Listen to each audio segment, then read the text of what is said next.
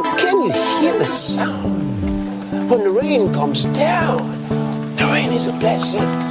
This is springtime in the spirit.